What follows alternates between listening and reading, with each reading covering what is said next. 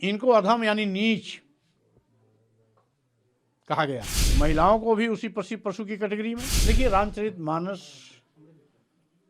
को लेके मुझे कोई एतराज नहीं है, लेकिन रामचरितमानस के कुछ अंश जिसमें जातियों को इंगित करते हुए, वर्ग विशेष को इंगित करते हुए, वर्ण विशेष को इंगित करते हुए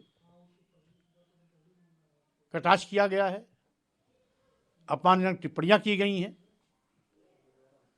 उन अपमानजनक टिप्पणियों को प्रतिबंधित किया जाना चाहिए, ये हमारी मांग है। जैसे उन्हीं चौपाइयों का एक अंश है कि जे वर्णाधम तेल कुम्हारा सुपच किरात कोल कलवारा, मानी जातियों का नाम लेते हुए तेली, कुम्हार, सुपच, किरात, कोल, कलवार, इत्तेफाक है सभी हिंदू धर्म मानने वाले लोग, इनको अधम यानी नीच कहा गया है। इस शब्द से इन जातियों के लाखों करोड़ों लोगों को कहीं न कहीं उनकी भावनाएं आहत होती हैं। इसी तरीके से एक स्थान पर और आया है जो चौपाई का अंश इस प्रकार है कि ढोल गंवार सूद पशु नारी शकल ताड़ना के अधिकारी। सूद पशु और नारी, यानी महिलाओं को भी उसी पशु की कैटेगरी में, शूद्र को भी उसी कैटेगरी पशु कैटेगरी में, सबको ताड़ना, दंडित करना, मारना। कौन सा पाप कर दिया है शूद्रों ने? वो भी हिंदू वर्ण की चौथे पायदान के लोग हैं।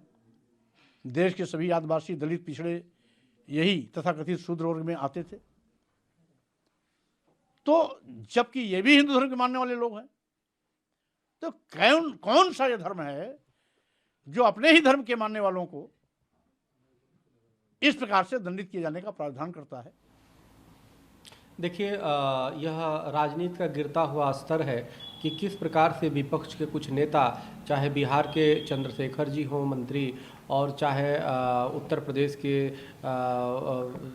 स्वामी प्रसाद मौर्य जी हों, तो निश्चित रूप से केंद्र सरकार से और ख़ास तौर से बीजेपी से लड़ते लड़ते वो देखिए कभी राष्ट्र से लड़ने लगते हैं, कभी हिंदू समाज से लड़ते लगते हैं, कभी धर्म से, हिंदू धर्म से लड़ने लगते हैं, हिंदू सनातन धर्म से, और अब रामचरितमानस का विरोध करने लगे। वो रामचरितमानस जिसने मानवता का पाठ पढ़ाया, जिसे जो अनेकता में एकता है, और स्वामी प्रसाद मौर्य जी एक वरिष्ठ नेता रहे हैं, मंत्री भी रहे हैं, और लेकिन बड़ा दुर्भाग्य है कि कभी गौरी गणेश का वो विरोध करते हैं। अब उन्होंने इस तरह से जो विरोध किया है बहुत दुर्भाग्यपूर्ण है। उन्होंने जो कहा है कि इसको करेक्शन करने की आवश्यकता है, तो मैं कहना चाहता हूँ ये समय है कि माननीय मौर्य जी का दिमाग का करेक्शन किया जाए, उनके दिमाग को सही किया जाए, वो अपने इलाज कराएं।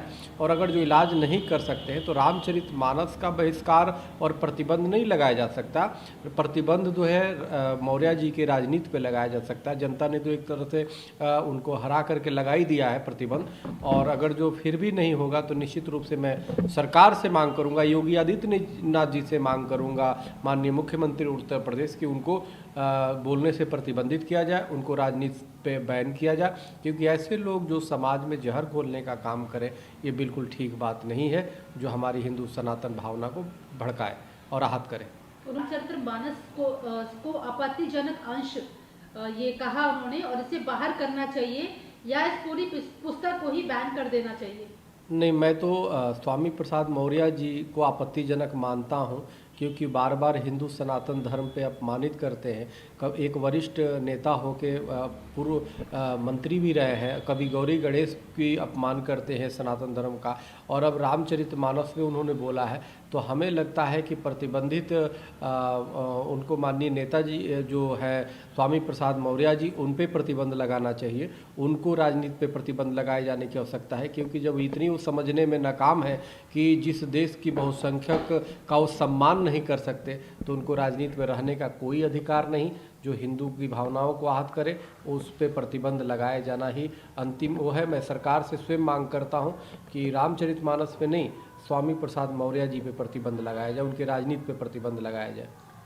सावरकर हिटलर की विचारधारा से प्रेरित है, उन्होंने हिंदुत्व को जन्म दिया, ऐसा कर्नाटक विपक्ष के नेता सिद्धार्थ मैया जो कांग्रेस के नेता है, उनका ये कहना है कि हिटलर जिसके बारे में कहा जाता है बहुत ही क्रूर थे, उनकी जो विचारधारा से प्रेरित होकर भारत में हिंदुत्व की शुरुआत हुई है। नहीं, हिंदुत्व एक जीवन शैली है जिसको माननीय सुप्रीम कोर्ट भी मानता है, और वीर सावरकर एक राष्ट्रवादी थे जिन्होंने अपनी देश को आज़ादी कराने में पूरी सर्वस्व न्यौछावर कर दिया, पूरे जीवन न्यौछावर कर दिया। कांग्रेस पार्टी का एक एजेंडा रहा है कि वो देश भक्तों को बार बार कैसे अपमानित करे और अपने लोगों का महिमा मंडित करे। अब जब भारत कांग्रेस मुक्त हो रही है, तो जब दीपक जो है बुझना होता है तो फड़फड़ाता है, तो उसी प्रकार कांग्रेस के नेता और कांग्रेस पार्टी फड़फड़ा रही है, वो अपनी अंतिम सांसें ले रही है। तो ये अंग्रेज़ों द्वारा स्थापित है, स्वाभाविक है कि अंग्रेज़ों की गुलामी ये करेंगे और अंग्रेज़ों की चाटुकारिता करेंगे, देशभक्तों का अपमान करेंगे।